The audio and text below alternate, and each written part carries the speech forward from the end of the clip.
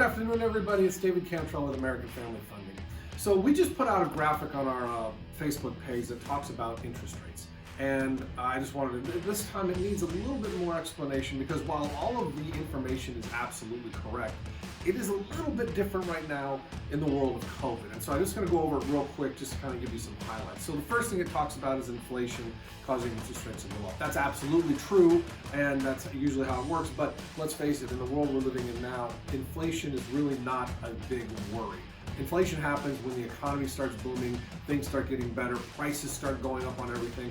That's when inflation happens. That's when you raise the interest rates to kind of keep a little bit of a control of that so things don't get too out of hand. But again, don't really see that happening anytime soon. The next thing we talk about is the economy. And again, these inflation and the economy kind of do definitely go hand in hand.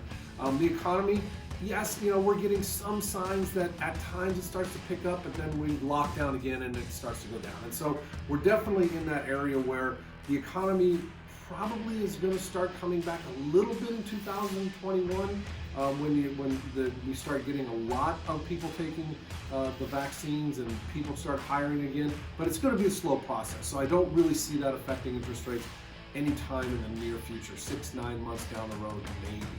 The third thing they talk about is the Federal Reserve. When the Federal Reserve raises rates, it doesn't impact mortgage rates directly, but there definitely is a ripple effect that they talk about. And that is absolutely true. But the Fed has come out 6 months ago and said they're probably not going to raise rates for probably 2 years. So again, I don't really see that affecting interest rates in the short term specifically. And by short term, again, I'm talking 6 to 9 months. And then the last thing they talk about is investors. So the way that they're talking about here is when the stock market's good, everybody's buying stocks, taking money out of their bonds to do that. When bond prices go down, interest rates go up.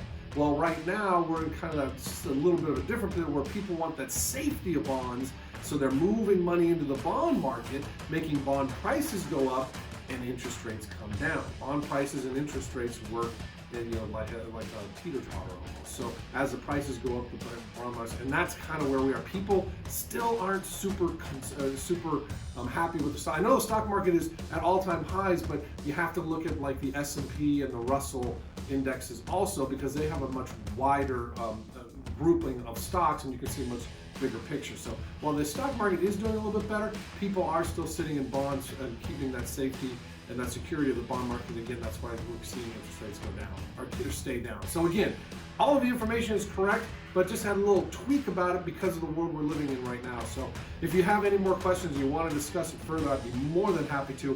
Always feel free to reach out to me, David Cantrell, American Family Funding, 661-505-4368. Thanks, and be safe out there.